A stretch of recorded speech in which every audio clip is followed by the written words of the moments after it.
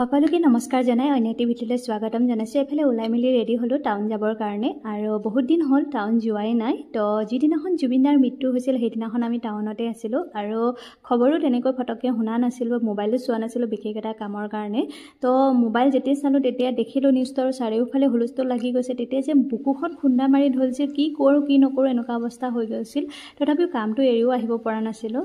তো ফাইনেলি আমি টাউন আহি পালোঁ। টাউন আহি পাই প্ৰথমতে পাৰ্লাৰত সোমাইছোঁ, যিহেতু থ্ৰেডিং কৰিবলগীয়া আছিল। বৌয়েও থ্ৰেডিং কৰিবলগীয়া হৈ আছে বুলি কোৱা কাৰণে বৌ আৰু মই গৈছিলোঁ, আৰু বৌয়ে প্ৰথমতে থ্ৰেডিং কৰি ল'লে। তাৰপিছতে মই থ্ৰেডিং কৰিবলৈ বহিলোঁ, আৰু ল'ৰাটো চাওকচোন কি যে কৰি আছে। যেতিয়া মই থ্ৰেডিং কৰিব বহিলোঁ তাক মোবাইলটো চাব দি দিছোঁ, নহ'লে উৎপাত কৰিব যে।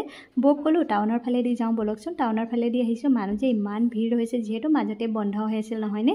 আৰু পূজাৰ বজাৰ বুলি তেনেকৈ একো কৰাই নাই দেই, মনো যোৱা নাই পূজা বজাৰ কৰিবলৈ। তো কৰোঁ নে নকৰোঁ সেইটো নাজানো, আজিৰ দিনো আছে বাৰু, আজি কৰিবও পাৰোঁ নকৰিবও পাৰোঁ। তো চাওক, আজিৰ ভিডিঅ' ইমানেই আছিলে। Bye bye.